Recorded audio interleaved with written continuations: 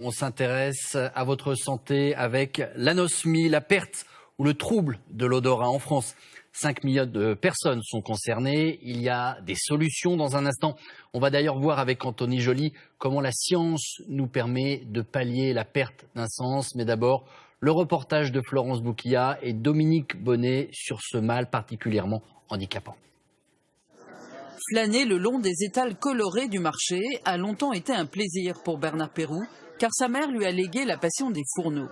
Mais une chute accidentelle il y a 10 ans l'a rendu anosmique, c'est-à-dire qu'il ne sent absolument plus aucune odeur. J'ai perdu l'odorat suite à un trauma crânien. Et effectivement, me retrouver devant le stand, il y a à la fois une attirance qui est visuelle, mais il y a beaucoup de frustration. Cette frustration, Bernard Péroux la contrôle aujourd'hui.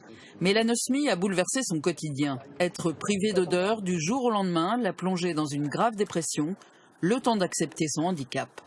On sent les odeurs comme on respire, c'est quelque chose d'éminemment naturel depuis toujours. Donc le fait de le perdre tout d'un coup, rien ne sent plus rien. C'est-à-dire que ceux qui avaient une bonne odeur de terre, ceux qui avaient une bonne odeur de nourriture, l'odeur du bois, des vieux bois, des armoires qui sont cirées, des choses comme ça, tout disparaît. Autre problème quotidien pour un anosmique, gérer sa propre odeur corporelle. Si j'ai un événement ou quoi que ce soit à l'extérieur, très souvent, pour me rassurer, je vais aller reprendre une douche ou me mettre un petit coup de rincette. Après, j'ai ma mère qui me serre de nez, où je vais lui demander est-ce que je ne sens pas la sueur, le tabac ou le poney qui se néglige. Donc voilà, on a ces angoisses, on a ces stress, on a tout un tas de poids tout à fait invisibles qui viennent se poser sur nos épaules. Avec l'odorat, Bernard Péroux a aussi perdu le goût, comme la majorité de ceux qui souffrent d'anosmie suite à un traumatisme, une maladie ou à cause du vieillissement. Car tout se passe dans l'épithélium olfactif, la cavité nasale.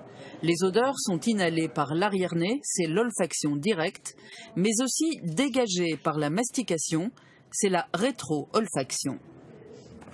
Le goût, un sens complexe donc, lié aux neurones de l'odorat, comme l'explique cet otorino-laryngologiste. Toute la richesse du goût vient de la rétro-olfaction, c'est-à-dire du fait que les odeurs passent par l'arrière-nez, vont stimuler l'organe de l'odorat, et c'est ça qui donne réellement le goût. Ce qui fait que quand on perd l'odorat, en fait, il ne reste plus que le goût buccal. On mange du carton sucré, du carton salé, du carton un peu amer, mais on a perdu toute la finesse du goût. La perte totale d'odorat est parfois irrémédiable, mais la technologie pourrait venir au secours des anosmiques. À Grenoble, une start-up a mis au point un nez électronique baptisé Neos. Il identifie pour le moment 150 odeurs contre plusieurs dizaines de milliers pour le nez humain. Certaines ont vocation à alerter, comme l'odeur de solvant ou de brûlé. Le dernier parfum que Neos a intégré est celui du gingembre. Muriel Franville fait partie des anosmiques qui testent régulièrement l'évolution du prototype chez Haribal Technologies.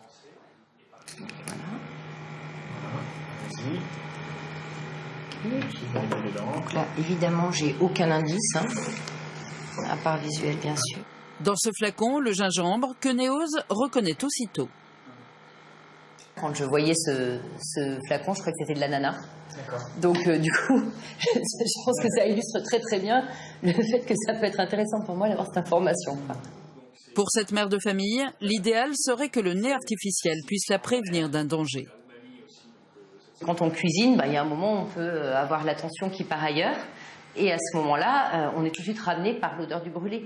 Moi, dans mon cas, je ne le sens pas. Donc ça m'est arrivé plusieurs fois d'avoir des détecteurs de fumée qui me disent tu as oublié tes oignons dans ta poêle. Voilà. Donc ça, c'est quand même courant. Voilà. Selon une étude, dans les 5 ans qui suivent sa perte d'odorat, un anosmique sur 2 est victime d'un grave accident ménager.